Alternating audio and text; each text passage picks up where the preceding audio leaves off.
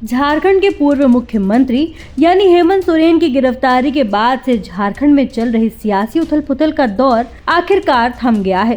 सियासी रस्साकशी के बीच चंपई सोरेन की सरकार सदन में बहुमत साबित करने में सफल हो गई। उनके पक्ष में कुल 47 वोट पड़े, वहीं विपक्ष में 29 वोट पड़े। निर्दलीय विधायक सरयू राय ने मतदान प्रक्रिया में हिस्सा नहीं लिया। विधानसभा में मतदान के दौरान 77 विधायक उपस्थित रहे। आपको बता दें, झारखंड में 81 सीटें हैं। सरकार बनाने के लिए किसी भी एक दल की 41 विधायकों की जरूरत होती है। आपको बता दें, चंपई सोरेन ने 2 फरवरी को मुख्यमंत्री पद की शपथ ली थी और बहुमत साबित करने के लिए 5 फरवरी की तारीख तय हुई। उन्होंने आज विश्वास मत पेश किया और इसके बाद इस पर चर्चा शुरू हुई। चर्चा की शुरुआत चंपई सोरेन ने की और बीजेपी पर जमकर निशाना साधा। उन्होंने कहा कि बीजेपी ने सरकार को अस्थिर करने की कोशिश की है, इसमें हमने उन्हें असफल कर दिया।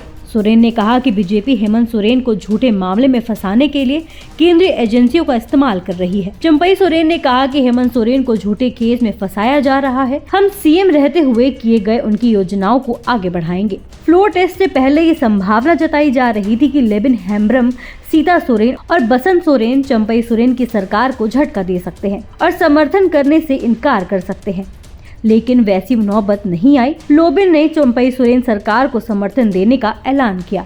हालांकि चंपई सोरेन को फ्लोर टेस्ट से पहले जमशेदपुर पूर्वी के विधायक ने झटका दिया था। जमशेदपुर पूर्वी से विधायक रहे और पूर्व सीएम रघुवर दास को हराने वाले विधायक सरयू राय ने चंपई सोरेन की सरकार को समर्थन देने से इनकार कर दिया था। इसके बाद हेमंत सोरेन ने केंद्र सरकार, राज्यपाल और बीजेपी पर तीखा हमला बोला। उन्होंने कहा, मैं बीजेपी को मेरे खिलाफ भ्रष्टाचार के आरोप साबित करने की चुनौती देता हूं।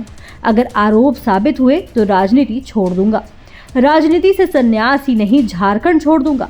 उन्होंने कहा कि आंसू नहीं बहाऊंगा, उचित समय आने पर सामंती ताकतों को मुंहतोड़ जवाब दूंगा। केंद्र की साजिश रचे जाने के बाद राजभवन ने मेरी गिरफ्तारी में अहम भूमिका निभाई है। आज मुझे किस लिए अरेस्ट किया गया अध्यक्ष महोदय? 8.5 एकड़ जमीन के घोटाले पर अगर है हिम्मत सदन में तो कागज पटक कर दिखाए कि 8.5 एकड़ का जमीन हेमंत सोरेन के नाम पर है। अगर होगा, मैं उस दिन से राजनीति से इस्तीफा दे दूंगा। अध्यक्ष महोदय, जब राजनीतिक रूप से ये नहीं सकते हैं तो ऐसे ही बैकडोर से हमला करते हैं, पीठ पर हमला करते हैं। हेमंत सोरेन ईडी की हिरासत में विधानसभा पहुंचे थे और विश्वास मत प्रस्ताव पर हुई वोटिंग में हिस्सा लिया। उन्होंने दावा किया कि ईडी के अधिकारियों ने विधानसभा में स्पीच देने से भी रोका था। आपको बता दें, केंद्रीय जांच एजेंसी ईडी ने हेमंत सोरेन को लंबी पूछताछ के बाद 31 जनवरी को गिरफ्तार कर लिया था। वो ईडी की हिरासत में ही राजभवन पहुंचे और मुख्यमंत्री पद से इस्तीफा दे दिया। इस समय हेमंत सोरेन ईडी के रिमांड पर हैं। ऐसे ही देश दुनिया की तमाम अपडेट्स के लिए देखते रहें समय डिजिटल। वीडियो को लाइक करें, दोस्तों के साथ शेयर करें और चैनल को सब्सक्राइब करना बिल्कुल ना भूलें।